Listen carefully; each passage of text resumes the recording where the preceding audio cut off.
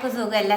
ഇന്നത്തെ നമ്മുടെ റെസിപ്പി എല്ലാവർക്കും ഈ സമയത്ത് ഒരുപാട് യൂസ്ഫുൾ ആയിട്ടുള്ള ഒരു റെസിപ്പിയാണ് കേട്ടോ. ചൂട് സമയത്ത് നമുക്ക് വിശപ്പ് ഉണ്ടാവില്ല, പിന്നെ ഗ്യാസ് പ്രോബ്ലം. ഇന്ന് ഞാൻ ഉണ്ടാക്കാൻ പോണ ഈ ടീ നിങ്ങൾ ഡെയിലി ഒരു പ്രാവശ്യമെങ്കിലും കുടിച്ച് നോക്കൂ.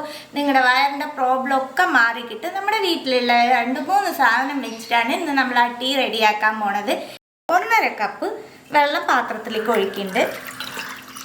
ഇതെല്ലാവർക്കും കുടിക്കാൻ പറ്റുന്ന ഒരു ടീ ആണ് കേട്ടോ. ഗ്യാസ് കത്തിച്ച് തിളപ്പിക്കാനായിട്ട് അടുപ്പത്ത് വയ്ക്കാം. വെള്ളം തിളയ്ക്കാൻ തുടങ്ങിയിട്ട് നിങ്ങൾക്ക് എന്തോരം മധുരം വേണോ അതനുസരിച്ച് പഞ്ചസാര ചേർത്ത് കൊടുക്കുക.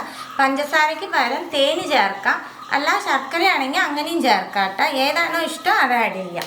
പഞ്ചസാര ചേർത്ത് തിളച്ചതിന് ശേഷം ചായപ്പൊടി ചേർക്കാം. ചായപ്പൊടി ഇടുമ്പോൾ ഒരുപാട് കടുപ്പം കൂടരുതിട്ടാൽ ലൈറ്റായിട്ട് ചായ ഉണ്ടാവാനേ പാടുള്ളൂ. ഒന്ന് തിളച്ചതിന് ശേഷം ഒരു 3-4 മിൻറ്റിൻ്റെ ലീഫ് ഇട്ട് കൊടുക്കാം. ഇനി ഒന്ന് തിളച്ച വഴിക്ക് തന്നെ ഓഫാക്കാം. നമുക്ക് അതിൻ്റെ ആ ഫ്ലേവർ ഒന്ന് ഇറങ്ങി അപ്പം തന്നെ ഓഫാക്കാം. ഈ ഫ്ലെയിം ഓഫാക്കാം. ചായ ഒന്ന് നമുക്ക് അരിച്ചെടുക്കാം. റെഡിയാക്കിയ ചായ 2 രീതിയിൽ നമുക്ക് കുടിക്കാട്ടോ. തണുപ്പിച്ച് കുടിക്കണം എന്നുള്ളവർക്ക് തണുപ്പിച്ചും കുടിക്കുക, ചൂടോടുകൂടി കുടിക്കണം എന്നുണ്ടെങ്കിൽ ചൂടോടുകൂടിയും കുടിക്കുക. ഒരു ഗ്ലാസ്സിലേക്ക് 2 ഐസ് ക്യൂബ് ഇടുന്നുണ്ട്. 2-3 എത്ര വേണമെങ്കിൽ നമുക്ക് ഇടാം കേട്ടോ. 1 ടീസ്പൂൺ നാരങ്ങ നീര് ചേർക്കാം. ഈ ഗ്ലാസ്സിലേക്കും ചേർക്കാം നാരങ്ങ നീര്. നമ്മൾ റെഡിയാക്കി വെച്ചേക്കണ ചായ ഒഴിച്ചു കൊടുക്കാം.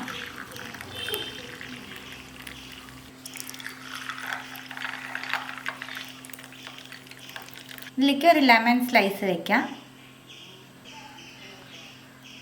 ഇതിലേക്ക് ഒരു ലെമൺ സ്ലൈസ് വയ്ക്കുന്നുണ്ട്.